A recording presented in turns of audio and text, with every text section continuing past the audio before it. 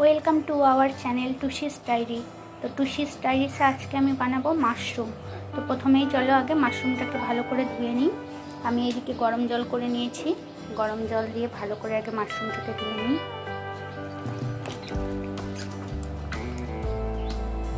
দেখো মাশরুমগুলো সুন্দর করে ধুয়ে নিয়েছি। এবার এগুলোকে ছোট ছোট টুকরো করে কেটে নেব।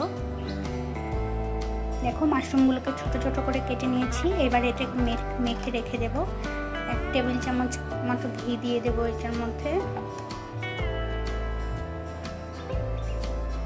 সামান্য লঙ্কা গুঁড়ো আর সামান্য পরিমাণে হলুদ গুঁড়ো দিয়ে এটাকে ভালো করে মেখে রাখবো।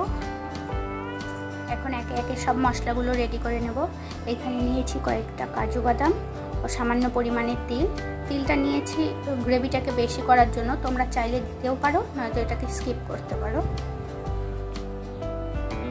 এই যে আমার মশলা হয়ে গেছে। এবার বেটে নেব, মশলা করে নেব টমেটোটাকে ভালো করে বেটে নেব। টমেটো বাটা হয়ে গেছে। এইবার আমি বেটে নেব আদা আর রসুন। এই দেখো সমস্ত মশলা আমার রেডি। আর আমি এইদিকে সমস্ত সবজিও কেটে নিয়েছি। একটা মিডিয়াম সাইজ গাজরকে এইভাবে ডুমডুম করে কেটেছি, একটা ক্যাপসিকাম ও 2টো ছোট সাইজের পেঁয়াজ এইভাবে কেটে নিয়েছি। আর নিয়েছি এইদিকে কুচনো পেঁয়াজ 2টো বড় বড় সাইজের। যতটা কুচো করতে পারবে, ঝুরি করতে পারবে ততটাই ভালো হবে। দেখো, আর এদিকে বসিয়ে দিয়েছি কড়াই গরম হচ্ছে। কড়াই গরম হয়ে গেছে। তো এবার মেখে রাখা মাশরুমগুলো এখানে দিয়ে ভেজে নেব ভালো করে।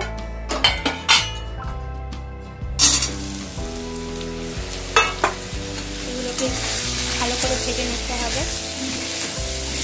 দেখো মাশরুমগুলো ভাজা হয়ে যাচ্ছে। এরকমই উঠিয়ে নেব এগুলোকে। সেই কড়াইয়েই বেশ কিছু পরিমাণে তেল দিয়ে এবার দিয়ে দিব জিরা ফোড়ন এবং 2টো শুকনো লঙ্কা। তার মধ্যে দিয়ে দিব কুচি করে রাখা পেঁয়াজগুলো।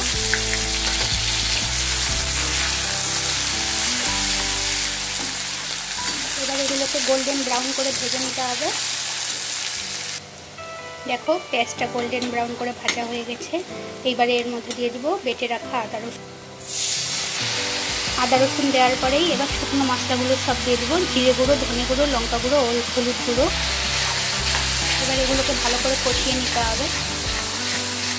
তো দেখো মশলাটা কষানো হয়ে গেছে। আর আমি গাজরগুলোকেও দিয়ে দিয়েছি। এবার এর মধ্যে দিয়ে দেবো বেটে রাখা টমেটো। এটাকেও 2 থেকে 3 মিনিট ভালো করে কষিয়ে নিতে হবে। আর এখনই আমি এর মধ্যে দিয়ে দিচ্ছি লবণ, পরিমাণ মতো লবণ। এবার এর মধ্যে দিয়ে দেব কাজু ও তিল, বেটে রাখা তিল। ভালো করে এটাকে কষিয়ে নিতে হবে। এবার এর মধ্যে দিয়ে দেবো সামান্য পরিমাণে চিনি। দেখেছো কত সুন্দর কালার এসেছে এবং পাশ দিয়ে তেলও ছাড়ছে, মানে কষানো প্রায় হয়ে এসেছে। তো এখন এর মধ্যে দিয়ে দেব কেটে রাখা পেঁয়াজ ও ক্যাপসিকাম।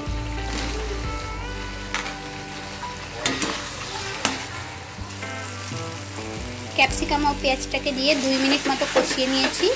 এই দেখো এবার এর মধ্যে দিয়ে দেব ভেজে রাখা মাশরুমগুলো।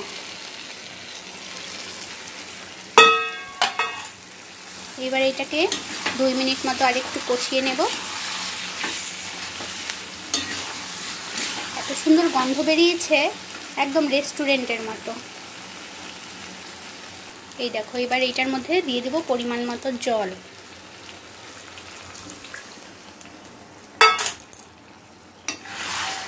তোমরা যদি ওরকম শুকনো খেতে চাও তো শুকনো রাখতে পারো। আমাদের একটু গ্রেভি দরকার, তো সেই জন্য একটু ঝোল দিয়েছি। ব্যাস এটা একটু ফুটে উঠবে। হয়ে গেছে। এবার এর মধ্যে উপর দিয়ে দেবো গরম মশলা গুঁড়ো।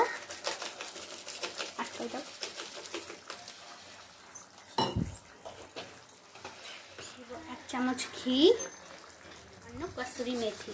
তোমাদের কাছে যদি কসুরি মেথি না থাকে তো তোমরা ধনিয়া পাতাও দিতে পারো। ব্যাস রেডি আমার মাশরুম।